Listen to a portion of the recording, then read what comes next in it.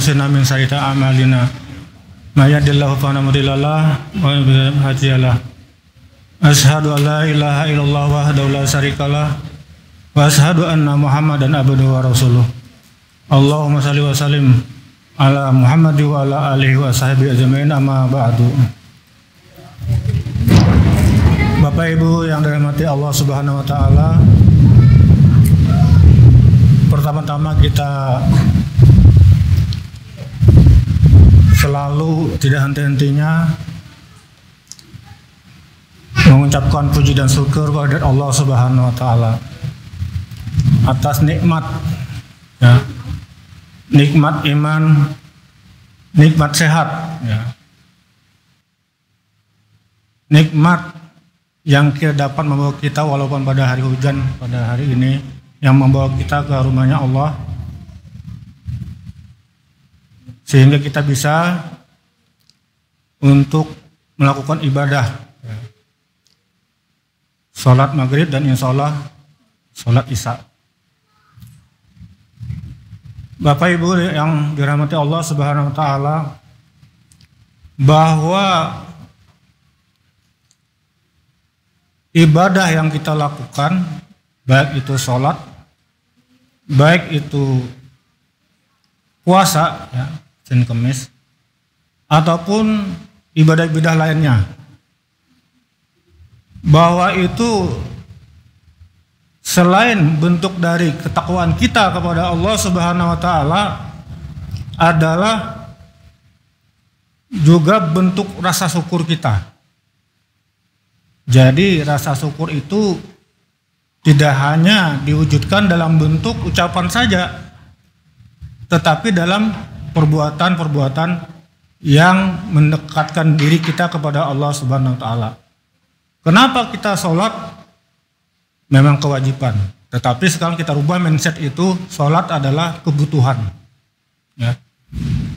Puasa sunnah yang kita lakukan, sedekah yang kita lakukan, bukan semata-mata kita hanya untuk mengharapkan ridha Allah Subhanahu wa taala, tetapi juga karena itu bentuk rasa syukur kita, ya, syukur kita kepada Allah Subhanahu wa taala. Kita menjalankan ibadah-ibadah mahdah itu selain bentuk ketakwaan kita, tapi sebagai bentuk rasa syukur kita kepada Allah Subhanahu wa taala. Bapak Ibu yang dirahmati Allah Subhanahu wa taala, tema pada malam ini ulun mencoba mengangkat tema tentang obatan, ya, obatan, kemudian yang terkait juga dengan narkotika, ya. Sebelum masuk ke materi itu, kita coba untuk refresh dulu, ya. Firman Allah di dalam surat At-Tin ayat 4, laqad khalaqnal insana fi ahsani taqwim. Sesungguhnya Allah berfirman, sesungguhnya kami telah menciptakan manusia dalam bentuk yang sebaik-baiknya. Jadi luar biasa bahwa kita ini makhluk Allah yang dikatakan sebagai makhluk yang sempurna dari makhluk yang lain dengan sebaik-baiknya. Ini adalah anugerah Allah Subhanahu wa taala. Nah, antara lain kelebihan-kelebihan yang diberikan Allah kepada kita adalah tentang kecerdasan, ya. Jadi manusia itu memiliki kecerdasan. Minimal ada 3 kecerdasan yang dimiliki oleh manusia itu. Ya, sebelum kita masuk ke materi tentang obat dan narkotika, yaitu kecerdasan yang kita sebut dengan kecerdasan spiritual atau spiritual person. Seperti apa bentuk daripada kecerdasan spiritual itu? Bapak Ibu yang dirahmati Allah Subhanahu wa taala, kecerdasan spiritual yang diberikan oleh Allah Subhanahu wa taala kepada kita itu adalah kemampuan kita untuk menata hati kita. Kecerdasan spiritual kemampuan kita untuk berdamai dengan keadaan, kemampuan kita untuk berdamai dengan masalah. Orang yang memiliki kecerdasan spiritual, maka segala aktivitasnya dalam kehidupan, interaksinya di dalam kehidupan, di dalam masyarakat, interaksi sosial, dia selalu melibatkan Allah Subhanahu wa taala dalam dirinya. Apapun, apakah itu dalam keadaan bahagia atau sedih, senang atau susah, selalu di dalam dirinya ada Allah. Selalu melibatkan Allah dalam dirinya. Contoh, bentuk-bentuk kecerdasan yang dimiliki oleh manusia spiritual, ya, kecerdasan spiritual. Kita kalau makan saja ada doa, ya, ada doa makan. Itu menunjukkan bahwa kita sudah memiliki kecerdasan spiritual. Contoh, pada malam ini kehadiran kita di sini semata-mata tidak hanya untuk mendapatkan ridho dan rahmatnya Allah Subhanahu wa taala, tetapi bentuk rasa syukur kita. Dengan demikian ada satu ketenangan di dalam jiwa ini. Ya. Kecerdasan spiritual itu adalah ketenangan jiwa. Soul itu jiwa. Orang yang selalu melibatkan Allah dalam dirinya, apapun. Nah, sehingga orang yang memiliki kecerdasan spiritual, dia selalu berpikir positif. Ya, apa saja, ya. Segala sesuatunya itu tidak terjadi secara tiba-tiba, tapi sudah diatur oleh Allah Subhanahu wa taala. Kecerdasan spiritual. Sehingga bagi kita yang memiliki kecerdasan spiritual yang tinggi dalam menghidupi hidup dan kehidupan ini tentu tenang, ya. Tidak gersa-gersu, tidak gelisah, ya, selalu tenang karena Allah itu selalu ada. La yukallifullahu nafsan illa wus'aha. Bahwa Allah itu menurunkan atau cobaan kepada hambanya itu tidak mungkin di luar kemampuan hambanya. Itu adalah kecerdasan spiritual. Contohnya apalagi? Kita memberi salam, bersedekah dengan niat, ya, semata-mata untuk mendapatkan ridho Allah, itu adalah kecerdasan spiritual. Bapak Ibu yang dirahmati Allah Subhanahu wa taala, bahwa kecerdasan spiritual ini adalah sumber dari segalanya, ya, yang support, men-trigger terhadap kecerdasan emosional dan kecerdasan intelektual. Apa itu kecerdasan emosional?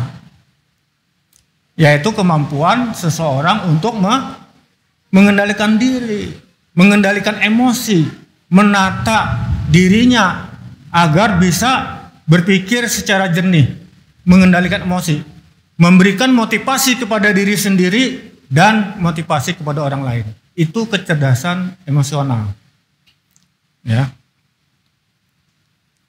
Kemudian yang dimaksud dengan kecerdasan intelektual atau intellectual quotient adalah kecerdasan bagaimana kita menalar, menganalisa, problem solving, memecahkan masalah. Itu kecerdasan intelektual. Pada saat ini Bapak Ibu sedang menyimak materi yang disampaikan oleh penceramah. Itu diserap dengan menggunakan IQ, intellectual quotient itu. Mencerna, diserap, menafsirkan apa dan sebagainya. Itu dibutuhkan berpikir. Jadi kemampuan berpikir, menalar, menganalisa itu bentuk daripada kecerdasan intelektual. Nah, tiga ini yang diberikan oleh Allah, kelebihan kita. Apakah kita tidak bersyukur dengan tiga kecerdasan ini? Sudah luar biasa yang kita miliki. Nah, manakala seseorang itu dalam menghadapi masalah ternyata dia stres, ternyata dia tidak sanggup, berarti kecerdasan spiritualnya menurun. Tetapi kalau dia mengembalikan bahwa ini semuanya karena sudah diatur oleh Allah Subhanahu wa taala, maka tingkat kecerdasan seseorang itu tinggi. Nah, begitu juga dengan kecerdasan intelektual dan emosional. Bapak Ibu yang dirahmati Allah Subhanahu wa taala, kalau kita melihat otak sebelah kiri ini adalah otak berpikir, menganalisa, menalar. Berarti adalah sebelah kiri otak yang mengarah kepada kecerdasan intelektual. Otak kanan ini feeling, ya, kecerdasan emosional, otak kanan. Nah, gabungan dari kedua itu triggernya bersumber daripada spiritual question, kecerdasan spiritual. Bapak Ibu yang dirahmati Allah Subhanahu wa taala, kalau kita melihat bahwa physical question, ya, atau dalam bahasa ringannya itu adalah perilaku, behavior kita, fisik kita, perilaku. Maka seperti gunung es, ya, Bapak Ibu yang setiap kali berinteraksi, ngobrol, ya, itu adalah bentuk perilaku yang ditampilkan. Perilaku itu adalah aktualisasi dari respon atau reaksi yang ditimbulkan atas pengaruh. Bisa itu pengaruh dari dalam diri kita sendiri, pengaruh dari orang lain, pengaruh dari lingkungan, bisa pengaruh dari masyarakat. Lalu orang itu beraction. Nah, perilaku itu atau physical question itu kalau kita melihat seperti gunung es. Jadi potensi di dalam diri kita itu kalau kita melihat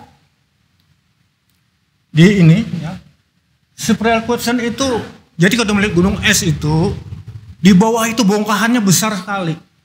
Potensinya spiritual question.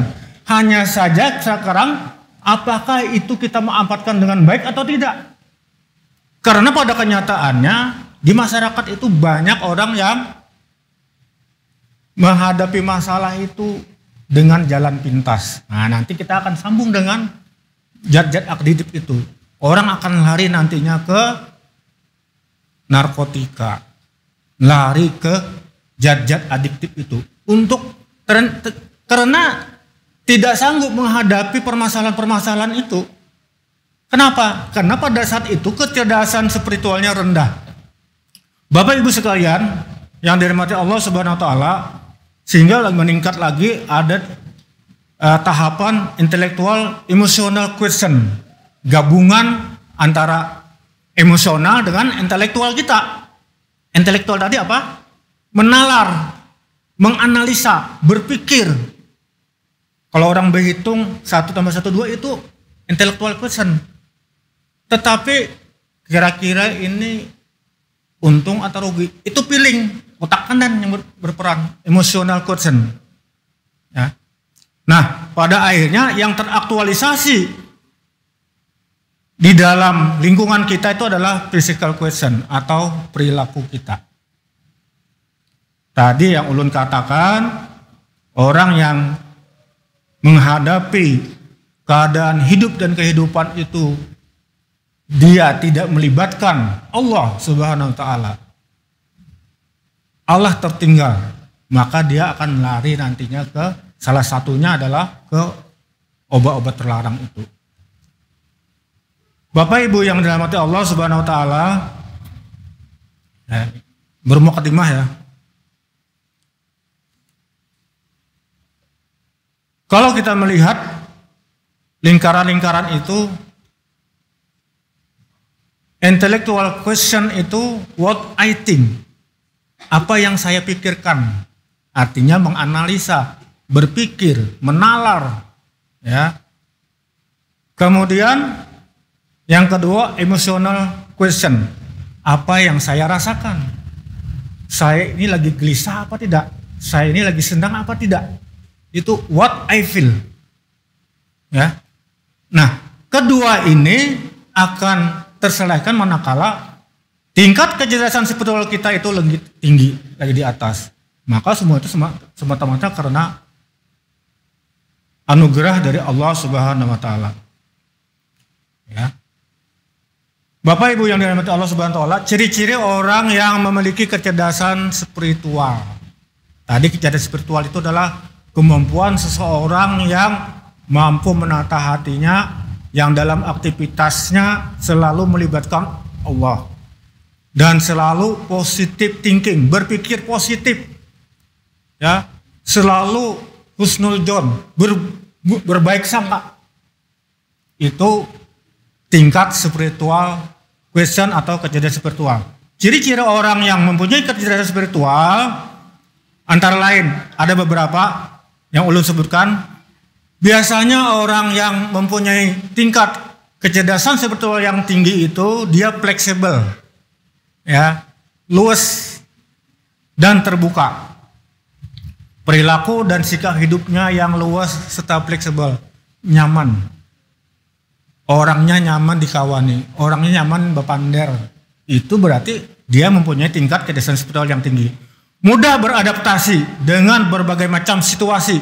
Dalam keadaan situasi yang sedih, senang, bahagia, dan derita, dia mampu mengendalikan dirinya karena ada Allah Subhanahu wa taala yang selalu membimbingnya. Dia tidak kaku, santai dalam menghadapi setiap orang. Ibarat sebuah air seperti mengalir. Ya, nah ini salah satu ciri orang yang mempunyai kecerdasan spiritual yang tinggi. Yang kedua, dia mempunyai refleksi yang tinggi, kemampuan refleksi yang tinggi. Bagaimana? Tadi ada who am I atau who I am, sama. Orang yang mempunyai kecerdasan spiritual yang tinggi, siapa saya? Mengapa saya?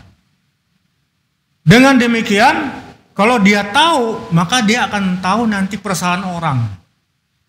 Tidak akan menyakiti perasaan orang. Itu orang yang mempunyai kecerdasan spiritual yang tinggi.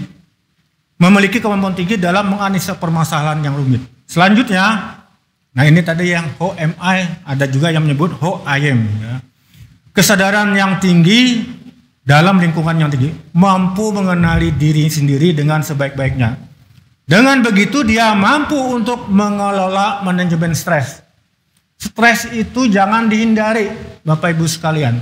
Tapi stres diajak untuk bersahabat. Bersahabatlah dengan stres. Bersahabatlah dengan masalah. Karena menjauhi masalah pun masalah akan datang terus. Itu mendatangkan bahwa seseorang itu memiliki kecerdasan spiritual yang tinggi. Misal, kenapa dia marah? Kenapa dia sedih? Kenapa dia senang? Dengan demikian, kita akan mudah memahami karakter dan sifat dan sikap orang lain. Karena kita mencoba untuk merasakan. Bapak Ibu sekalian yang dirahmati Allah Subhanahu wa taala, yang selanjutnya kemampuan kontemplasi yang tinggi, mampu mendapatkan inspirasi dari berbagai macam sumber, kemampuan menyampaikan nilai-nilai dan makna hidup, berkreativitas, berinovasi dan lain-lain. Orang yang mempunyai kecerdasan spiritual yang tinggi itu bermakna bagi orang lain. Di dalam teori etika ada satu teori yang disebut dengan teori etika teleologi. Teleos, ya, dari bahasa Latin yang artinya tujuan.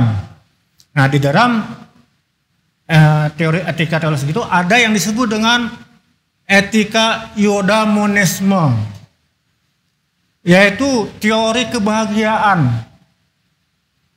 Di mana teori kebahagiaan ini manakala dia bisa berbuat baik, berbuat sesuatu bermanfaat bagi orang lain, itu timbul rasa kebahagiaan di dalam dirinya.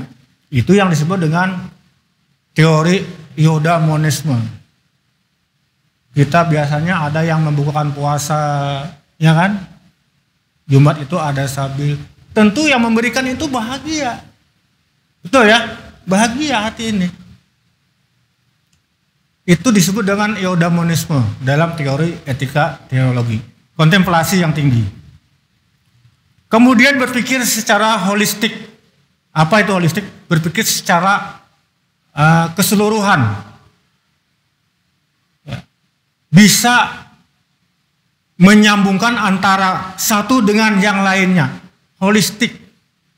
Bisa mengatasi suatu masalah dengan izin, dengan bersama Allah di dalam dirinya, maka ada jalan keluar. Tidak ada jalan yang buntu, tidak ada jalan yang tidak ada jalan keluarnya. Mampu menerima perbedaan dan mampu menerima masukan dari berbagai pihak. Jadi orang yang spiritual question, kecerdasan spiritual yang tinggi itu orangnya enjoy, santai, ya. Tetapi kalau stres, panik, ya, dan sebagainya, itu ciri-ciri orang itu kecerdasan spiritualnya rendah. Nah, ini Bapak Ibu sekedar tambahan pengetahuan yang terkait dengan makna-makna di dalam kehidupan, ya, kecerdasan spiritual. Bapak Ibu yang sekalian yang dirahmati Allah Subhanahu wa taala, di ayat 4 surah Atin tadi, sesungguhnya kuciptakan manusia itu dengan sebaik-baiknya makhluk. Maka karena kita ini adalah diberikan kelebihan oleh Allah Subhanahu wa taala, ya, dengan beberapa kelebihan tadi, lalu kita sebagai bentuk wujud syukur kita melaksanakan perintahnya. Sholat, puasa, sedekah, berbuat ihsan dan lainnya. Nah, manakala orang yang tidak melaksanakan perintah-perintah Allah melalui ajaran Rasulullah Muhammad SAW, maka di ayat 5-nya, summa radadnahu asfala safilin, dia akan dihinakan. Ya, nah, jadi sudah diberikan Allah, kita ini makhluk yang sebaik-baiknya, boleh dikatakan adalah makhluk yang sempurna. Manakala kita menjauh dari Allah, maka Allah akan sumaradadnau asfala safilin, akan direndahkan serendah-rendahnya. Dalam tafsir akan dihinakan sehina-hinanya. Nah, alhamdulillah kita sebagai umat yang beragama, yang mempunyai, insya Allah, yang mempunyai kecerdasan spiritual yang tinggi, tentu senantiasa kita bersyukur atas nikmat, ya, nikmat ibadah. Sekarang ini kita hari hujan bisa darun, itu karena nikmat yang diberikan Allah dalam rangka kita untuk menjalankan perintahnya. Wa ma halaqtul jinna wal insa illa liya'budun. Ayat 46. Tidak diciptakan jin dan manusia kecuali bersujud kepadaku. Jadi tujuan manusia hidup itu apa? Menurut konsep Islam, beribadah kepada Allah Subhanahu wa taala. Itu aja tujuannya. Tidak ada yang lain. Nah, dengan ibadah itu kita nanti mendapatkan satu kemudahan-kemudahan, kita mendapatkan bermacam-macam keberkahan di dalam kehidupan ini. Apapun pasti ada jalan keluarnya, pasti ada solusinya. Baik, Bapak Ibu, ulun masuk kepada materi tentang obat-obatan dan narkotika. Bapak Ibu sekalian, ternyata obat-obatan yang kita kenal itu ada golongannya. Jadi tidak serta-merta, ya, kita mendapat obat itu ada, ya. Jadi mendapat obat itu, apakah itu obat bebas terbatas, obat keras, atau obat narkotika? Ya. Menurut survei dari Kementerian Kesehatan, 65% masyarakat di Indonesia ini menyimpan obat di rumah. Jujur ada? Di rumah itu pasti ada bersimpanan obat. Yang menjadi masalah, masyarakat awam ini kada tahu obat itu untuk apa, dosisnya berapa, diminumnya apabila. Ulun kemarin diundang, minggu kemarin diundang oleh Dinas Kesehatan untuk memberikan materi dalam rangka Gema Cermat, gerakan masyarakat cerdas menggunakan obat. Pesertanya tenaga kesehatan, antara lain adalah apoteker, tenaga kefarmasian. Nah, tujuan Gema Cermat ini adalah mengedukasi masyarakat. Masyarakat diberikan satu pemahaman. Jadi nanti dibentuk kader-kader tenaga kesehatan ini dan diturunkan ke masyarakat. Turun ke rumah-rumah, karena didatangi rumah-rumah itu, Bu, Pak, pian bisa obat apa di rumah? Belum kada tahu ngarannya, ini ada sekantongan. Kada tahu ngarannya. Nah, ini tugas tenaganya kesehatan untuk mengedukasi, memberikan satu bimbingan kepada masyarakat. Karena apa? Banyak sekali masyarakat itu yang menggunakan penggunaan obat yang tidak rasional. Contoh, lu nah dapat takon bebuan pian. Pernah kada bisi obat antibiotik di rumah? Tahu lah antibiotik? Antibiotik itu obat untuk membunuh bakteri. Paling gampang. Adalah bisi amoxicillin di rumah. Ada kada? Atau ampicillin? Atau tetraxilin? Antibiotik. Contoh.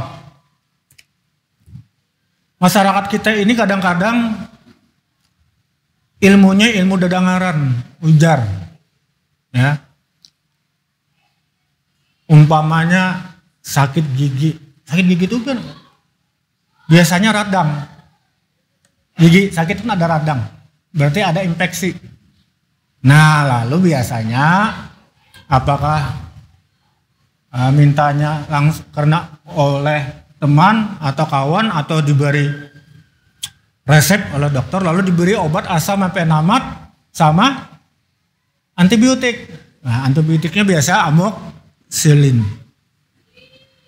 Lalu pian minum obat itu, sakit gigi tadi ampih sembuh. Yalah. Kenapa sembuh? Karena bakterinya mulai lemah, bukan mati, lemah. Nah, yang ulun maksud dengan penggunaan yang tidak rasional itu, antibiotik tadi sudah diminum, mestinya dia diberi satu keping, satu kir itu 10 biji. Sembuh kada sembuh mestinya diminum. Tetapi diminum sehari 3 kali, sembuh sakit giginya, antibiotiknya kada diminum lagi, amoxicillinnya tidak diminum lagi. Apakah itu betul? Salah. Sudah ampih. Nah, akhirnya obatnya itu yang ulun katakan tadi, obat-obat tadi ada di masyarakat. Ini yang di apa oleh pemerintah melalui Kementerian Kesehatan untuk menjemarkan Gema Cermat ini, gerakan masyarakat cerdas menggunakan obat.